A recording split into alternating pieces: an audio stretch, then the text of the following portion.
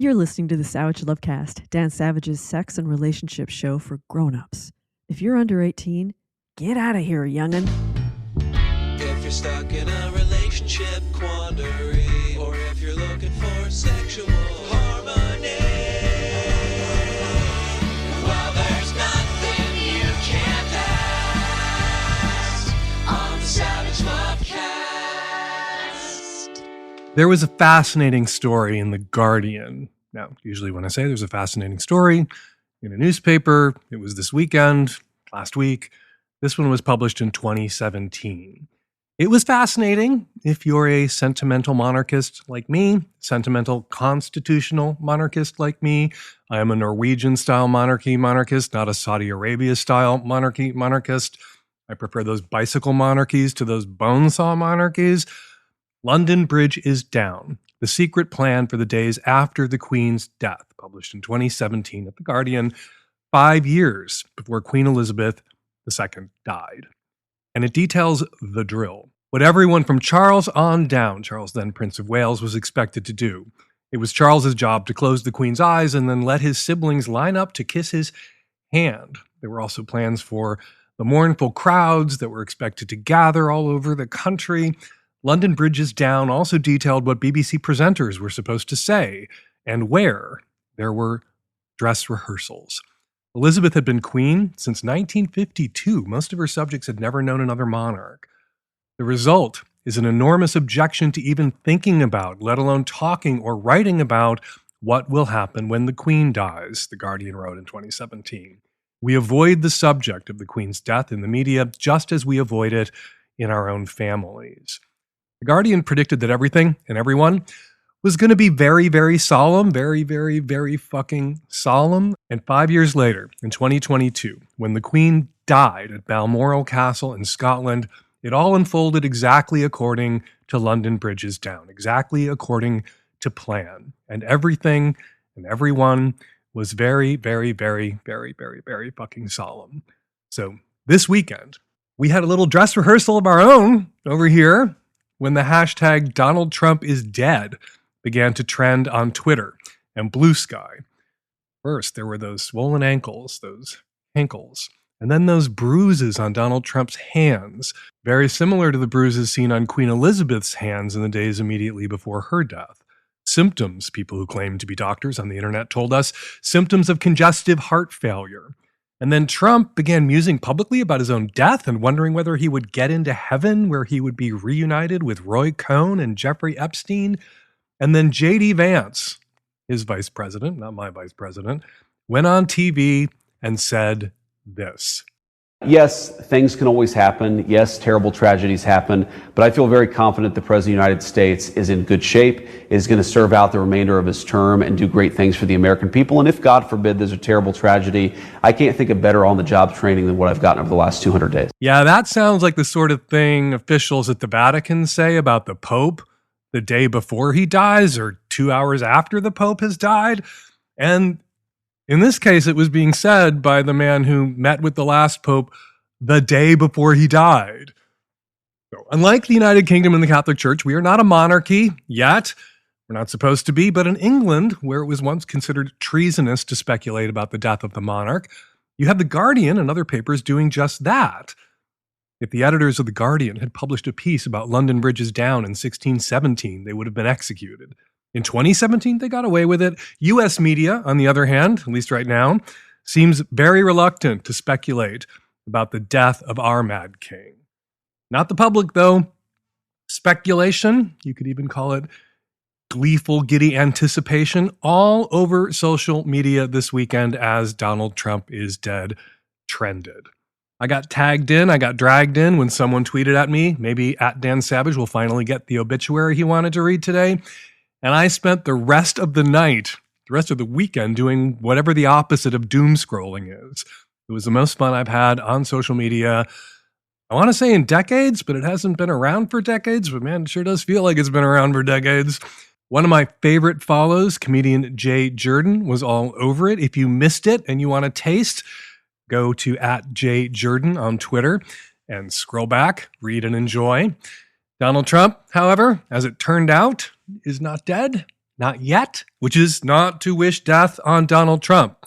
You can say the same thing about everyone who is alive. We are all not dead yet.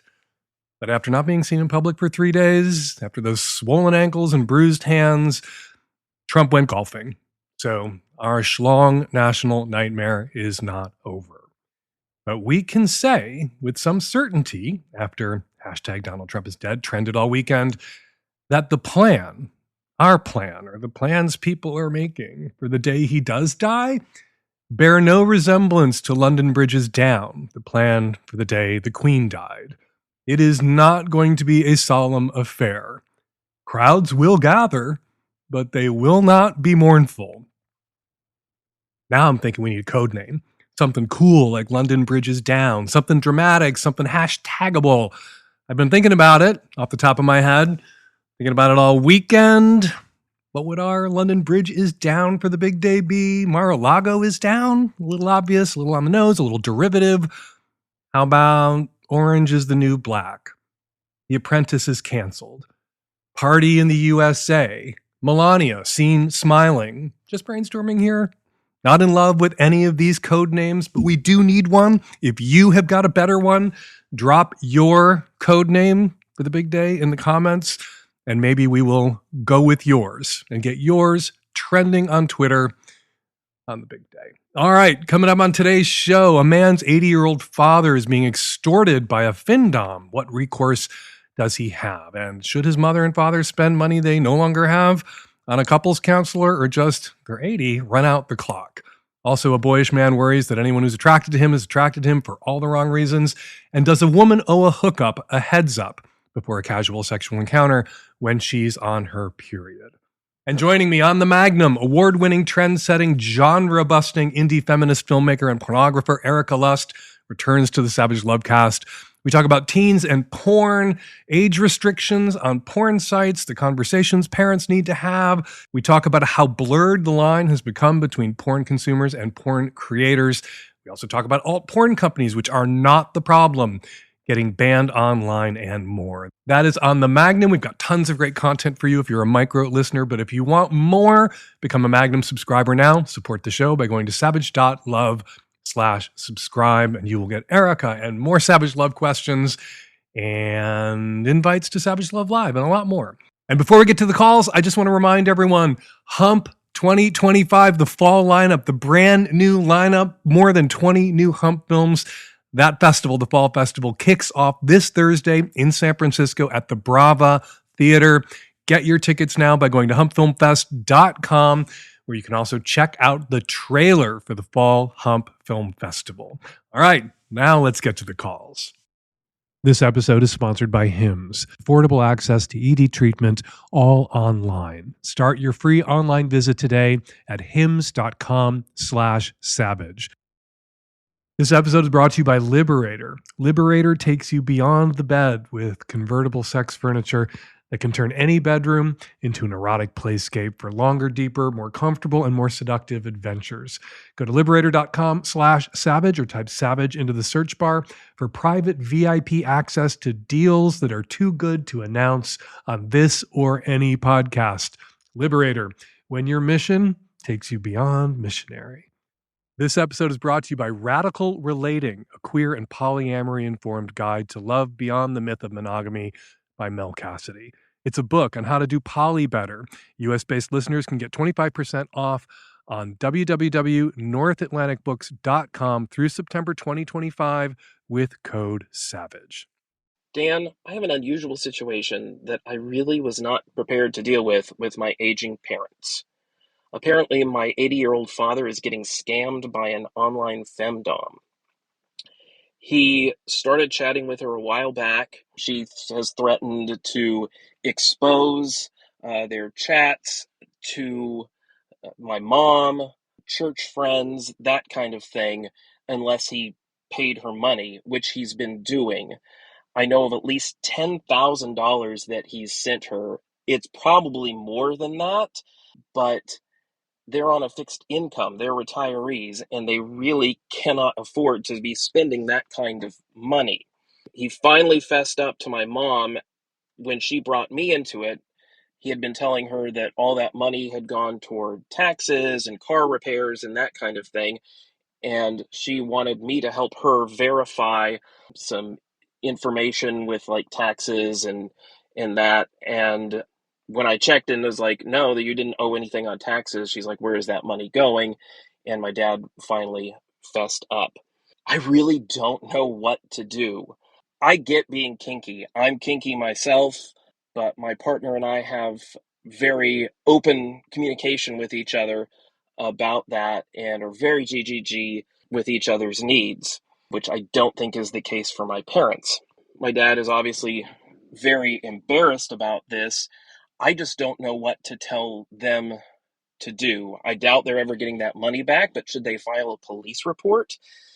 Does he need to do something with their finances, change account numbers? I definitely did recommend that they see a counselor together to work on some of their communication. I was not prepared for this for senior parents, and what should I do? Quickly, obviously, you should speak to a financial advisor. You need to find out whether your dad shared passwords or account numbers with this person who is extorting him, and then take appropriate steps to protect your parents' remaining assets. You could file a police report. This kind of extortion is criminal, probably won't get the money back, and that creates a public record. Does your dad want to go public with this? Should your parents speak to somebody? Yeah, maybe they need a referee, an outside third party to help process the anger, the shame, the betrayal, the financial betrayal that this represents.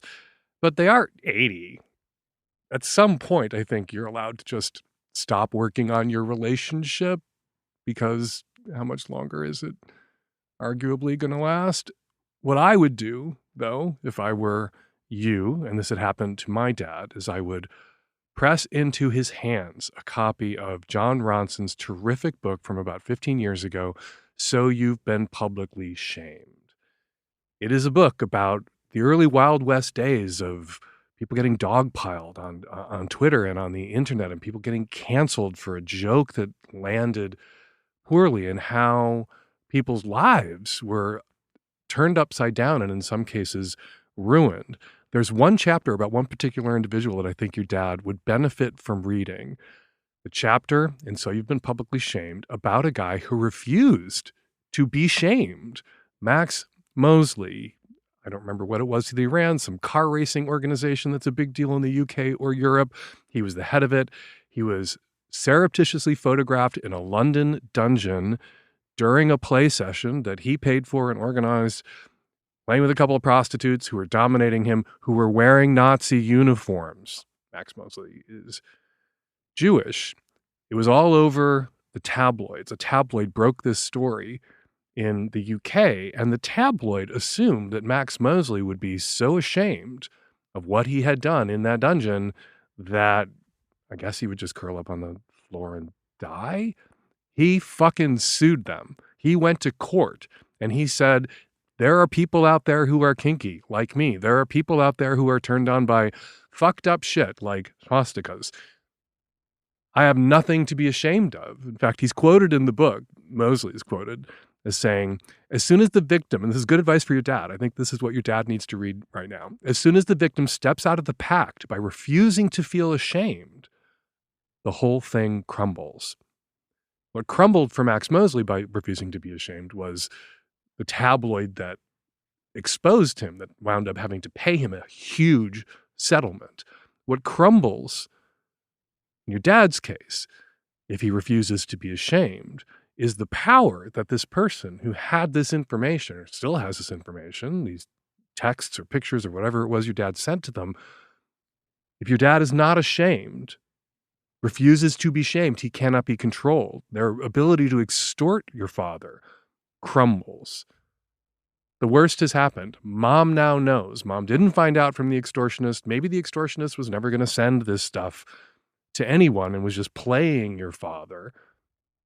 But mom now knows. Who gives a fuck if people at church finds out? And what do they find out? They find out that your dad is kinky, which a lot of people are.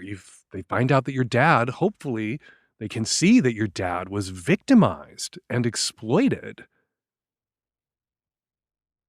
And they're likelier to see that if your dad just doesn't buy into the shame, if he steps out of the pact and refuses to be or feel ashamed. You should feel ashamed, and he should apologize to your mother for spending this money, for losing this money. Of course. And again, they should maybe speak with a counselor about that who can help them patch that the fuck up. And you say your parents need to work on their relationship.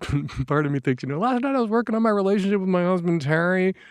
We're still young enough, though, facing many, many, many more years together, that we kind of got to do that work. At 80, are your parents not just, at some point, I actually personally look forward to some point just kind of being resigned to whatever it is, however it is, and not having to do the work anymore?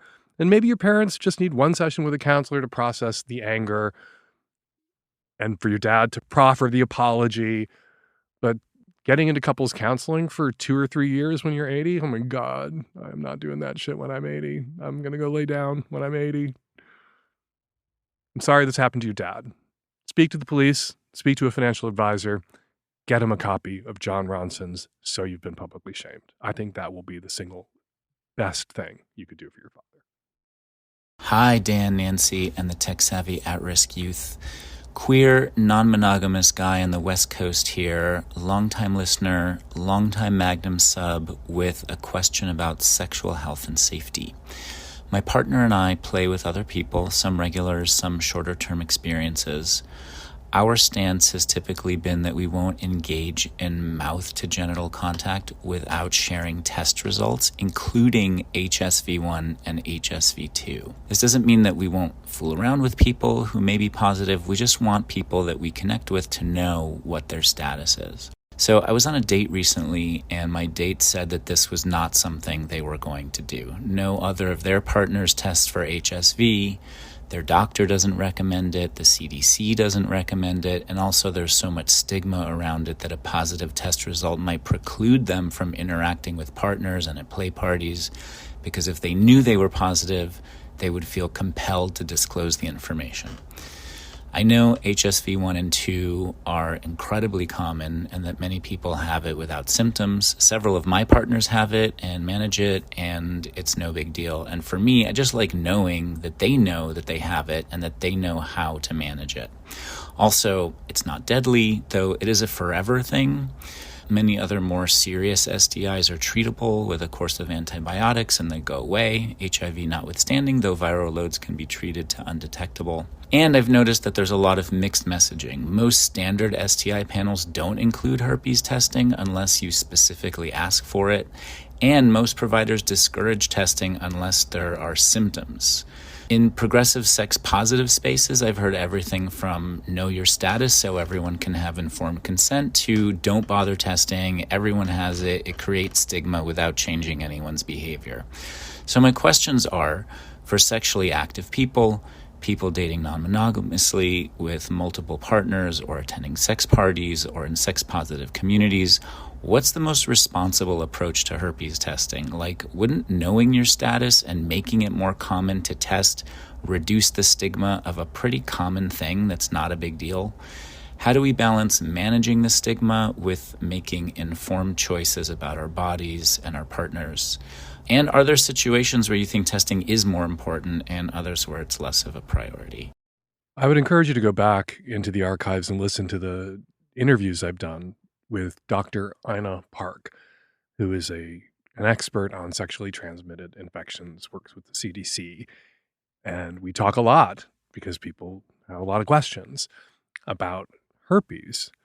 And yeah, the CDC does not recommend testing for HSV. Doctors, specialists like Dr. Ina Park don't recommend testing for HSV. Most people who test positive for HSV have never had an outbreak, or they had one and they've never had another outbreak.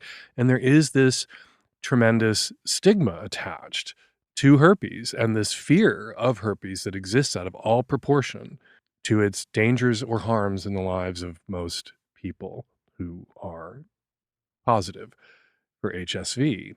The oral sexually transmitted infections that if I were you, I would be most concerned about are oral gonorrhea, chlamydia, syphilis, all of which could be transmitted orally, all of which people can have in their throats. Somebody can go to the doctor and get what they were told was a full STI workup and not have their throat swabbed, and then go suck a dick and give somebody syphilis because they had syphilis or gonorrhea or chlamydia in their throat, and that was not tested for. And those are much more serious infections than herpes, than oral herpes, than genital herpes, which a distinction without a difference because you can get either one in either place.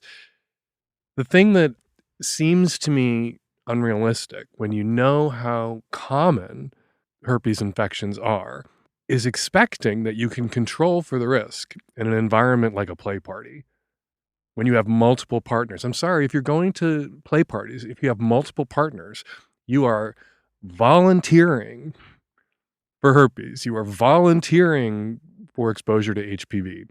Hopefully, most young adults, sexually active young adults, were vaccinated against HPV. The HPV vaccine is insanely effective, driven down rates of cervical cancers among the young women who were fortunate enough to have the kinds of parents that got them the HPV vaccine when they were adolescents before they became sexually active. Men can get the HPV vaccine too. Boys should get the HPV vaccine too. Protects you from HPV. But HSV, not a vaccine. And you have to do a risk-benefit analysis here. Is the benefit, is the pleasure that you derive from having multiple partners and sucking tons of dicks worth the risk of being exposed to HSV? And you will be, and you have been. And so asking your partners to test for this thing that nobody else recommends that anybody get tested for because the tests are essentially meaningless, and prioritizing HSV testing over chlamydia, syphilis, gonorrhea, which also can affect somebody. And, we're running out of drugs. We're running out of antibiotics that can treat gonorrhea. It's very serious that we minimize our exposure to or not pass gonorrhea on if we should contract it ourselves by being screened and treated for it while we can still be treated for it. They're rolling out a gonorrhea vaccine in the UK, testing it right now. Fingers crossed that we have a vaccine for gonorrhea soon. We have doxypep now for people who go to play parties and have multiple sex partners that reduce the risk of contracting gonorrhea even if you have been exposed to it.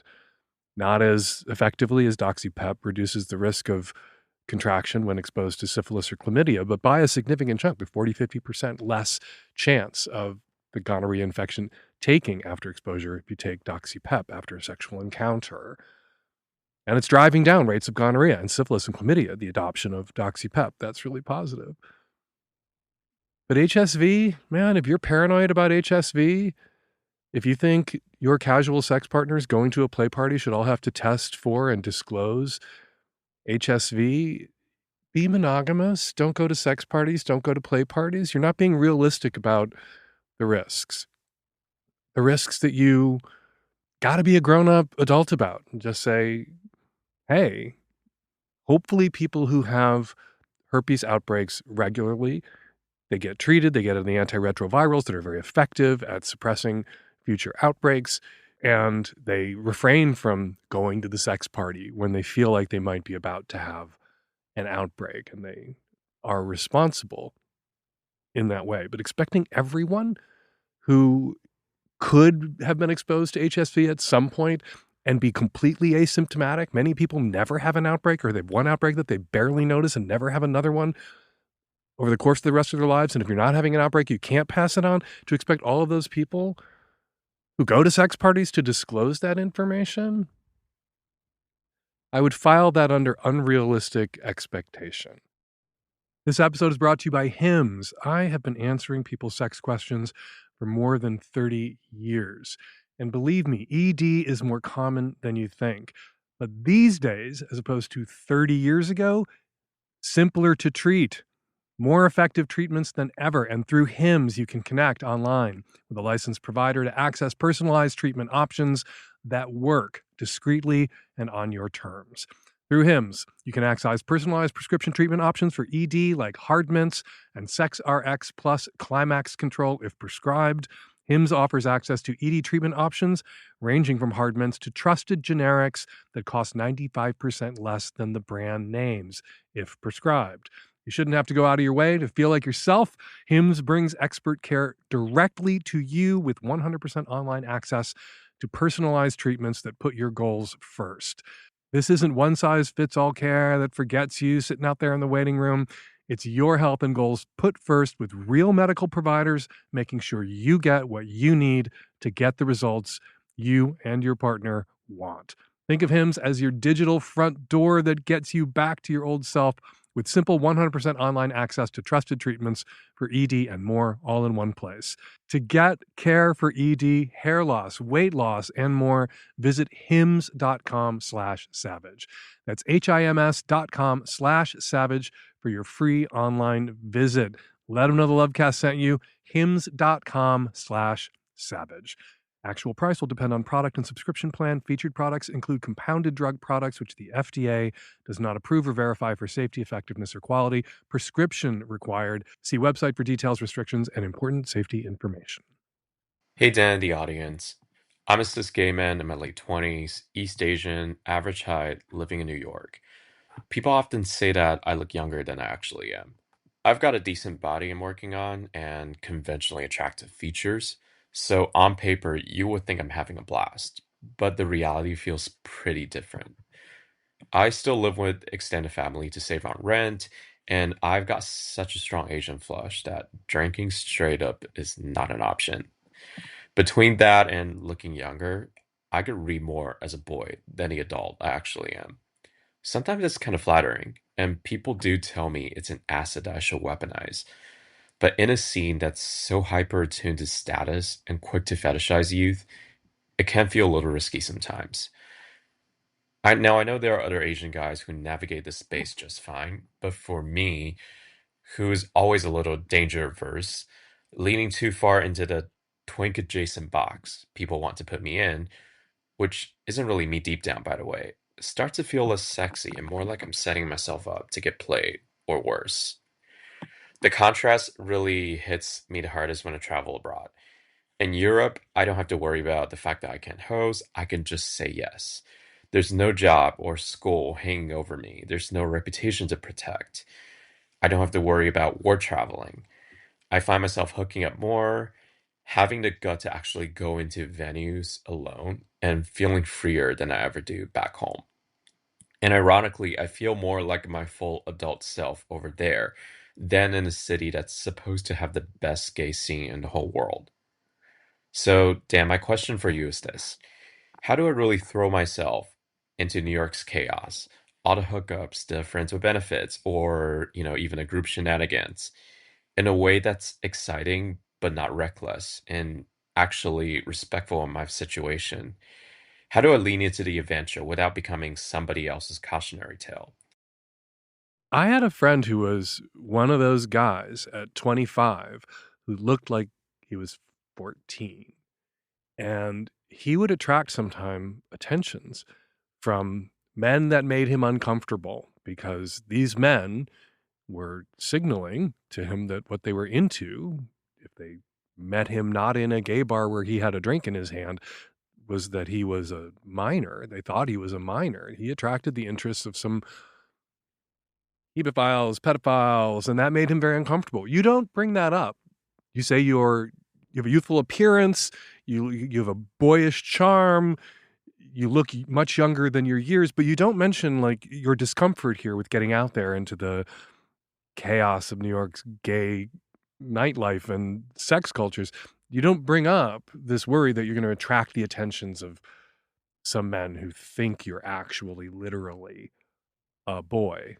Not, and I mean a boy, I mean a minor. I don't mean boy in the way that gay people throw that word around, which just means young adult, right? Somebody who's 30 can be called a boy and identify as a boy. That's not your concern. And I'm trying to put my finger on your concern and why it's so much different for you when you're in Europe. You say here in America, you live at home with your family, and that means you can't host. When you're in Europe, when you're traveling, I guess when you have a hotel room, you can host. And there's something about being able to have somebody over to your place, I assume, or I infer, that gives you a feeling of control that you don't have when you're home in New York. That if you're hosting, you're obviously an adult, and this person is coming over to your place, your rules, you're setting the scene, you're in control of what happens in a way that makes you feel more comfortable being sexually impulsive and hooking up and getting out there and enjoying your young hot gay life, your one young hot gay life, right? So maybe that's it. Maybe you need to tell yourself that when you go to somebody else's house because they're hosting, because you can't host when you're in New York, you still have control. You can get up and leave. You can dictate terms. You can vet that person as carefully as you would vet the person when you were in Europe that you were inviting back to your hotel room or back to the apartment you rented. There's different ways that you can assert yourself, different ways that you can feel like you have control when you're at home, and maybe that will make you feel a little bit more comfortable. As for getting out there, just like, yeah, it's nerve-wracking. When I was young, when I was your age, all I wanted to do when I went to a gay bar was meet somebody that I never had to go to a gay bar ever again with. And eventually I did. And for years and years and years, I didn't go to gay bars ever again. Some people go for the camaraderie. Some people go for the community. Some people go for the hunting. Some people go for the dick. Some people go just to socialize and see and be seen. And you can go for all of those reasons. And you say that you don't drink because you get the Asian flush when you drink, that your face goes red. So you're not in these spaces in an impaired state, which is an advantage that you enjoy, right? So you're less likely to be taken advantage of by someone who would prey upon you because they thought you were young and naive. They thought you were much younger than your actual years and you were drunk.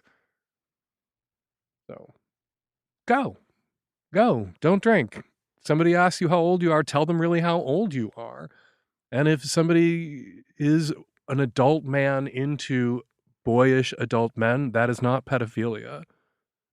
And you can let yourself be desired by one of those guys if you're into him too.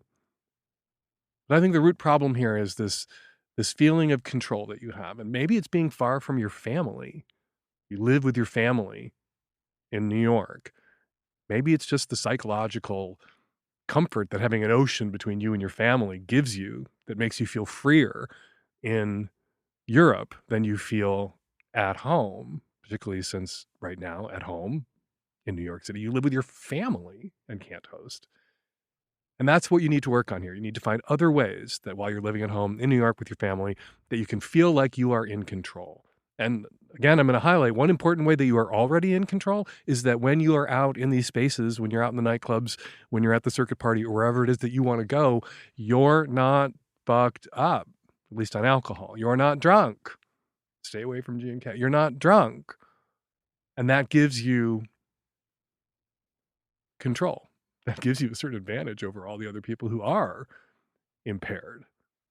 So I think control is the issue here. Figure out ways in which you can take control when you go out in New York. And go. Go enjoy your 20s. Go enjoy being young, boyish, and hot. Doesn't last forever. This episode is brought to you by Liberator, the best thing to happen to sex since the bed came along. Whether you want to have sex on the mattress or on the floor or some other surface, Liberator wedges and pillows make getting with and getting on and getting under and getting in your lover easier and more comfortable. Access thrilling new positions by elevating your partner for better visual presentation, access, and stamina. With Liberator, you can ramp up to that super doggy position. And for people who love sex and have extra room, Liberator's discreet convertible sex furniture and sex chaises are true game changers. They're built for better orgasms and extraordinary intimate experiences, and they can help you furnish the sex room of your dreams. For kinksters who love cuffs and blindfolds, Liberator offers bondage-compatible options for pillows and chaises. Make love in new ways with Liberator sex pillows and toy mounts. All the perfect angles and curves to support a life well laid.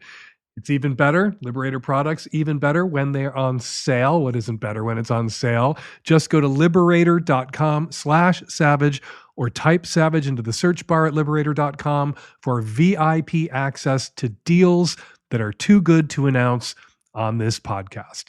Let them know the Lovecast sent you, liberator.com/savage.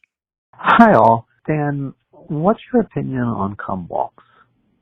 You know, say someone, typically a woman, has ejaculate on her face and then goes outside and walks around with it. You know, I feel like there's a non-consensual element in that people see that. What do you think?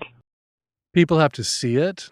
People have to notice it. I walk by people on the street all the time that I barely look at. And then they have to realize what it is that they saw. So there's 2 steps there before it becomes a consent violation. Somebody's got to clock your face, and then somebody's got to realize what it is that's all over your face. It's funny. Are they real? You ask, is this actually a thing? I Googled cum walk, but I'm old school. I don't spell cum, C-U-M. Googled cum walk. And the first return was, Cum Walk is an incredible pocket-sized book that will lead you through the stations of the cross and Jesus' passion and death. Obviously not the kind of cum walk that you were referencing, so it occurred to me that I might want to spell it C-U-M. And indeed, there is a whole genre of porn videos, cum walk, where people have their faces ejaculated on, they get facials, not just women, also men, and then they get kicked out of the house like the slutty whore they are or whatever, and they have to do the walk of shame. And it's not just that they're wearing the clothes that they wore to the club last night, they are wearing evidence of sexual encounter that they just had, or the way they were just sexually used. Is this okay? Will I allow it? Well, even if it's not okay, that's partly why some people are doing it, because they're enjoying the not okayness of it all. So my disallowing it isn't going to obviously stop it. Is it a consent violation? Yeah. Is it an enormous consent violation? Again, I think there are those 2 steps before the consent violation kicks in, which makes it kind of an unlikely consent violation in the end. Somebody's got to fucking look at your face, and then somebody's got to realize what is on your face. And I'm familiar enough with semen to know that it dries up pretty quick. Gravity affects semen, it runs down. And so pretty soon it's just going to look like somebody's got eczema, a little bit of flaky skin, not a fresh, hot, sticky load all over their faces, because fresh, hot, sticky loads don't stay fresh or hot or sticky for very long. This episode is brought to you by Radical Relating, a queer and polyamory-informed guide to love beyond the myth of monogamy by Mel Cassidy. It's a provocative, trauma-informed guide to doing CNM, consensual non-monogamy, better. Written by a queer multidisciplinary somatic practitioner and relationship coach. In the book, you'll find techniques to help rewild the ways you love.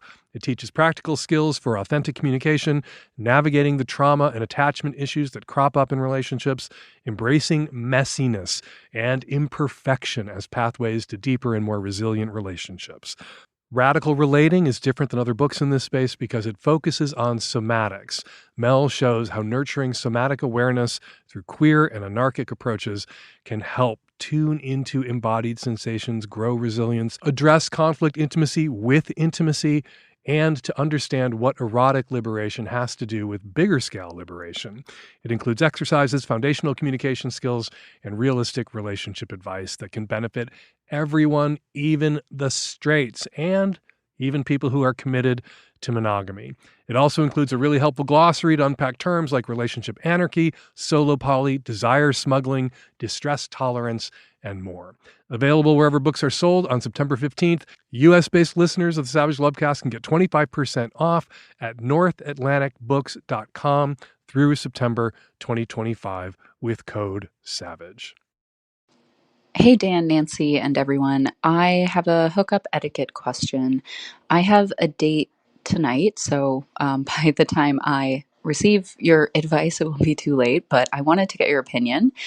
So I have a date that is potentially going to turn into a hookup, but I got my period today. So I've already rescheduled on this person one time so I feel weird rescheduling again. I feel like if someone reschedules on you more than once, it feels like they're just not interested. It's a first date. When I'm on my period, I wear the little flex disc, so it inserts, nothing comes out. I forget I'm on my period when I'm wearing it. I've had previous partners tell me also that, if just their dick's in there, they can't feel it at all. It doesn't really affect anything. But I also feel like just for communication's sake, I want to, let them know at some point. So then the question is, do I tell them beforehand over text? Do I tell them on the date? Do I tell them when it actually turns into a hookup? Because I'm not even sure we'll get to that point today. When should I let them know? What do you think? You haven't even had your first date with this guy.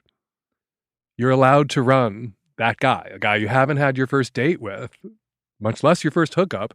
You're allowed to run him on a need-to-know basis. Does he need to know that your period arrived today? You're not even sure you're going to fuck him. So absolutely not. He does not need to know that. If you meet up, you have that first date, it's going great, and you decide you want to fuck him, does he suddenly need to know that you're on your period? Well, no. No, he doesn't need to know that because of the intervention that you described, which means he's not going to pull a bloody dick out of you halfway through fucking around that then you'll have to explain. You're not going to make a mess. You're not going to paint him. So he does not even need to know that. Seems to me that if you guys wind up hooking up and fucking and you didn't tell him that you were on your period because he didn't need to know that, and then a year from now you're still together, it could be a funny story you tell him. Hey, that first time we hooked up, I was on my period. I had my little swim cap in there or whatever it was, and so you had no idea, and I like having sex on my period, so I'm glad we went through with it. And then you can laugh with him about it and continue to have sex with your, projecting into a perfect future where everything worked out, your boyfriend, who hopefully doesn't have a hang up about having sex with you when you're on your period and isn't afraid of blood. But right now, tonight, I guess it's too late. You had to handle tonight all by yourself because we couldn't get you this response in time. I hope you didn't say anything to him. You could have. Of course, you should have been able to say something to him, but a lot of guys will hear from a woman they're about to go on a date with, or they're out on a date with, I'm having my period, and they will interpret that as, and therefore, we're not going to have sex. And so if you don't want to potentially derail the sex that you might want to have with this guy, I would just run him on the need-to-know basis, and he does not need to know that. Not tonight. All right, time for listener feedback. First up, a few comments listeners left in the comment threads about last week's show at savage.love. Says, hey Lou, for the caller wondering if she should divorce her husband now or wait until the end of the school year, I've never commented before, but I was driven here because I'm screaming, don't wait, sell the house and move now. I cannot overstate the trauma for kids living with fighting parents. You need to move into separate residences ASAP. I'm a child of divorce, Halu continues, and I moved in the middle of the school year twice, and my baggage from changing schools has absolutely nothing on my baggage from living with fighting parents. Says Yamato about the woman who is into cream pies, the caller on the Lovecast. Her kink is getting cummed in, but she can't take any forms of hormonal birth control and is now pregnant after an impulse cream pie. Yamato says, the caller's kink is pure fucking gold. She likes something a lot of men want. Make them crave it. Select for the best guys and the most reliable of them. If a woman that I found hot asked me in any way for a cream pie, I would comply with all of her reasonable asks. Take them by the balls. Make them beg for it, girl. Dominant kinky women, foot fetishists who are tops, people who want their feet worshipped, 6'5" men who work in finance and make 7 figures. When demand for you outstrips the supply of you, You can have your pick, but do please be a decent human being about it. Says Dave D. Cawley. Dan, you didn't mention the obvious for the caller who wants to get cream pied and can't take hormonal birth control. She needs to find a few FWBs who've had vasectomies, and then she can get cream pied until she's overflowing in her heart and her hole. I mentioned that as a possibility in last week's struggle session, and it will work, selecting for men who've had vasectomies, if risk and danger isn't part of the caller's kink, and I kind of suspect risk and danger are part of her kink. Finally, says BGN, for the caller whose husband cheated with 5 men and won't have a conversation with him about opening the marriage, I feel Dan really gave the cheating husband lots of understanding that maybe wasn't deserved. Caller was willing to stay after being cheated on and is offering an open marriage, but the husband is insisting on monogamy. The cheating husband is insisting on monogamy because he doesn't want to talk about it. That man is 41 years old, the cheater. He's fully capable of using his words. If the cheater were 21, I'd have a little more grace for him, but he is a full-grown adult and needs to act like it. All right, if you want to join the conversation about every week's show, go to savage.love, click on the latest Lovecast or column or struggle session, scroll down to the bottom, and jump in. And now, Savage Love listeners who left voicemails on our answering machine about last week's show, they get to have the last word on this week's show. Hey Dan, Magnum sub here, calling in from Europe. I'm a big fan of your podcast and your advice. I've gifted many Magnum subscriptions to friends and lovers, and I'm usually also a big fan of how you approach mental health, but there was something in the last episode that didn't go down well with me. Yeah, you talked about not having gone to therapy, and you were discussing it as if it's something to be proud of and something that maybe you do better than other people, like you're better at processing things or whatever, and I don't think that's the way to look at it. I mean, it's a bit of therapy shaming, really, or mental health shaming. There's no shame in going to a therapist. It's not like doing anything better or worse than people who don't go to a therapist. And I'm very happy that you've never experienced a crisis in your life where you felt like you needed some external support in the form of a therapist, for example. But it's not something, I think, to brag about. Hi, this is in response to the caller who loves cream pies. I think Dan gave some really good suggestions about, medical options, getting your tubes tied. One option that I feel like he did not suggest was finding a married man.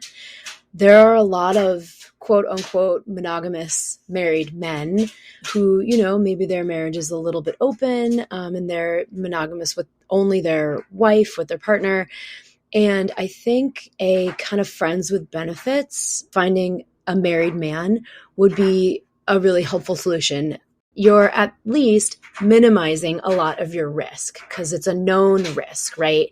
You know that they're basically monogamous, they're married, maybe living a lower risk lifestyle than someone who you would just meet at a bar. So try a married man. Hi, Dan. For the woman in episode 982 with the man who was in love with her and expecting something from her and she was not reciprocating, we were looking for a term for that, and there isn't so much a term for him as there is a term for what he's expecting her to do, and that is he is expecting her to be an emotional wet nurse. And we are going to leave it there. Got a sex question? Got a relationship problem? Go to savage.love/askdan to record and upload your question directly onto our website. Or you can make a voice memo and email us your question or your comment by sending it to q@savage.love. Or you can call us at 206-302-2064 and leave us a message on our answering machine. ITMFA t-shirts are back by popular demand. ITMFA stood for Impeach the Motherfucker already when we started selling those t-shirts in 2016. I don't think a third impeachment's going to save us now. So, I in ITMFA doesn't stand for impeachment anymore. It stands for imprison, stands for incarcerate, or whatever word that starts with I you would like it to. These are soft shirts, crew, and slim cut styles. We have women's shirts, and you can get them. You can order them now at savage.love/shop. best part, those ITMFA t-shirts are conversation starters. People see you in your ITMFA t-shirt, they will ask you what ITMFA stands for, and you get to tell them. Their reaction, that's them telling on themselves. If they laugh, you're going to want to invite them to your Mar-a-Lago is down party or whatever we're going to call it. If they get angry, of course, don't invite them. Follow me at Blue Sky at Dan Savage. Follow me on Instagram at Dan Savage. For all things Erika Lust, go to erikalust.com. You can also follow Erika on Twitter and Instagram at Erika Lust. The Savage Lovecast is produced every week by Nancy Hartunian and me and Nancy and the tech-savvy at-risk youth. We will all be back at you next week for an installment of the Savage Lovecast. Thank you for downloading.